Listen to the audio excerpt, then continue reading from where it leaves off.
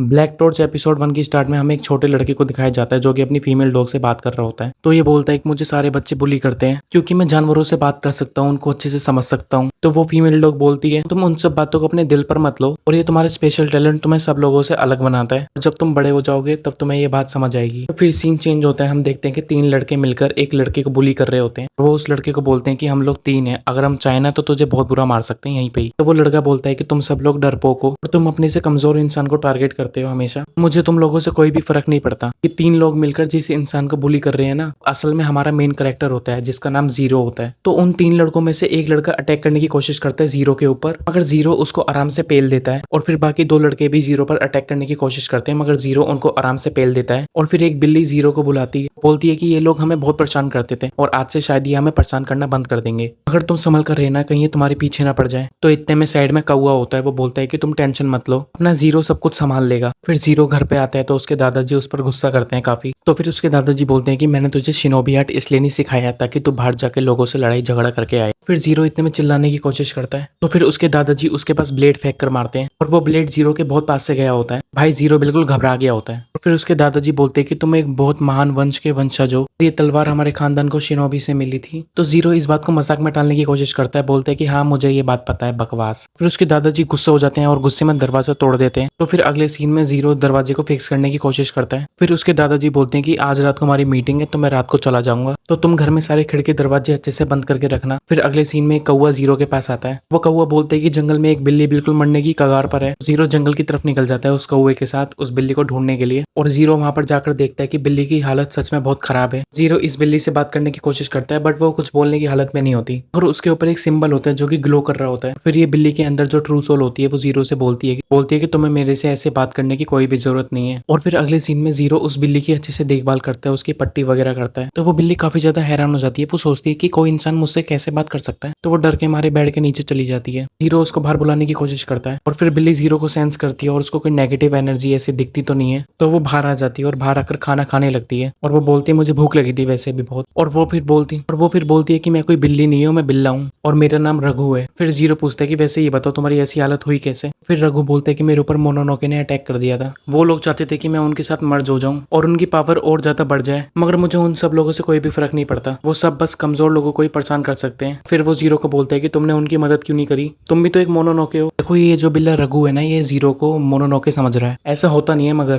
तो फिर जीरो बोलता है कि जब मैं जानवरों से बात कर सकता हूँ तो मैं इन मोनोनोके से क्यों डरूंगा। फिर रघु उसको बताते हैं कि वो काफी सारी फॉर्म्स ले सकता है और वो पहाड़ों पर जंगलों में दर दर भटकते रहते हैं इधर उधर। और फिर अगले सीन में हमें एक लड़की दिखाई जाती है जिसका नाम किशिमोजिन होता है। फिर वो अपने बॉस को बताती है कि हमें यहाँ पर ब्लड देखने को मिला है और ये ब्लड रघु का हो सकता है, वैसे मैं आसपास उसकी एनर्जी तो फील नहीं कर पा रही हूँ। तो उसका बॉस बोलता है कि तुम टेंशन मत लो, वापस आ जाओ, मैं अपनी पूरी टीम भेज रहा हूँ वहां पर। फिर हम देखते हैं कि क्रीपी सा आदमी जंगल में किशिमोजिन की सारी बातें सुन लेता है। अगले सीन में जीरो राघु को नहलाने की कोशिश कर रहा होता है और वो दोनों आपस में फाइट कर रहे होते हैं। बस तभी जीरो को अपने डॉग नाची की याद आ जाती है। फिर वो बोलते हैं कि बचपन में जब सब लोग मुझे बुली करते थे ना, तो नाची यानी कि फीमेल डॉग उसको काफी ज्यादा सपोर्ट करती थी। और फिर रात हो जाती है और रात को जीरो सो जाता है। फिर राघु मौके का फायदा उठाकर वहां से भागने की कोशिश करता है और वो जीरो को बोलता है कि शुक्रिया तुमने मेरी इतनी मदद की। और वो जैसे ही भागने की कोशिश करता है उसके पीछे जीरो हो जाता है। जीरो राघु को बोलता है कि तुम कहाँ जाने की कोशिश कर रहे हो इतनी रात को, मगर राघु उसको कुछ भी बताने से मना कर देता है। वो कहता है कि तुमने मेरे ऊपर कोई एहसान नहीं किया है, मैं चाहता ना और मेरी ये चोट जल्दी खुद ही ठीक हो जाती। बोलते कि अगर मैं मर भी जाता ना बाई चांस तो मुझे कोई फर्क नहीं पड़ता उससे। तो जीरो उससे बोलता है कि तुम मरने की बातें मत करो। रघु बोलता है कि तुम्हें पता है ना मैं एक मोनोनोकी हूँ और अगर मैं चाहूँ तो एक इंसान को खा सकता हूँ कभी भी। फिर कहता है कि क्या तुम्हें नहीं लगता कि तुम्हें इस समय अंदर जाना चाहिए। और फिर इतने में एक आदमी आ जाता है जीरो के घर के अंदर और वो बोलता है कि तुम लोग काफी मजे कर रहे हो, क्या मैं तुम्हें ज्वाइन कर सकता हूँ। और फिर जीरो उसके ऊपर गुस्सा आ जाता है कि इतनी रात को तू क्या कर रहा है अभी मेरे घर पे। और फिर वो आदमी ट्रांसफॉर्म होने लगता है मॉन्स्टर में और फिर राघु उतने में उस मॉन्स्टर पर अटैक करके वहां से भाग जाता है। और फिर वो मॉन्स्टर जैसा आदमी राघु के पीछे भागने लगता है। रघु की हालत काफी ज्यादा खराब होती है तो वो मॉन्स्टर उसको पकड़ लेता है और उसको बड़ी जोर से पटक कर मारता है और रघु बहुत दूर जाके गिरता है। फिर वो मॉन्स्टर जैसा आदमी बोलते है कि ये सब क्या चल रहा है, तुम एक मोनोनोके हो ना, तुम्हारे पास पावर है भी या नहीं, मैंने तो सोचा कि तू एक लेजेंडरी मोनोकोए है। और फिर वो रघु को बोलता है कि मैं अपने साथी को जान से मारना नहीं चाहता।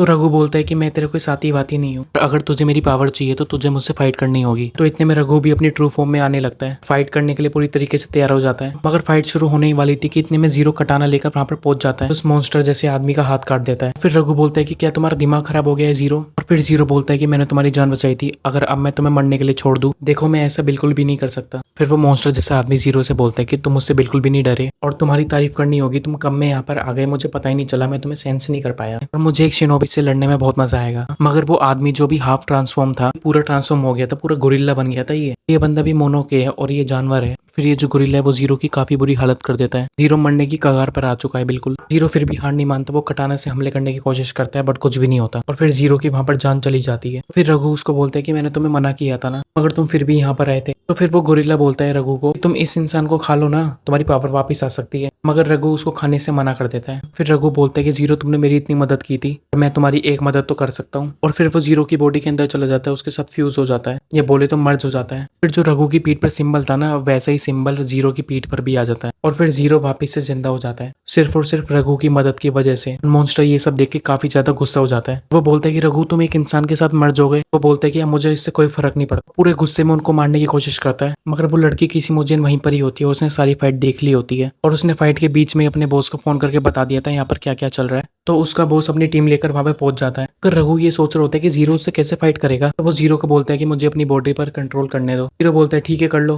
फिर वो अपना पंच चार्ज करते हैं और फिर अपनी पूरी ताकत लगाकर उसको वन शॉट कर देते हैं उस गोरिल्ले को। उसका खेल खत्म हो जाता है वहीं पर और फिर वो लड़की किसी मुजिन पीछे से आती है और जीरो के ऊपर चाकू पॉइंट कर देती है और फिर उसका बॉस वहां पे आ जाता है जिसका नाम शिवा होता है। और फिर जीरो उनसे कहते हैं कि क्या तुम सभी लोग मॉन्स्टर के साथ हो? फिर शिवा बोलता है कि क्या तुम्हारा दिमाग खराब हो गया, हम कोई मोनो की नहीं है, हम सब लोग एसपीओ से हैं। और फिर वहां पर शिवा की टीम भी आने लगती है जो कि टैक्टिकल सूट में आई होती है। और फिर जीरो अपने मन में सोच रहा होता है कि उसके पास इतनी ज्यादा फिजिकल पावर कैसे आ गई और वो जिंदा कैसे हो गया दोबारा से। मगर इतने में वो लड़की उसको बेहोश कर देती है और वो सब लोग जीरो को अपने साथ ले जाने लगते हैं। शिवा बोलता है कि अभी हमारे लिए बहुत जरूरी है क्योंकि उसके साथ एक मोनोनोके मर्ज हो गया, अब ये कोई नॉर्मल इंसान नहीं है। अगला एपिसोड भी बहुत जल्दी आएगा।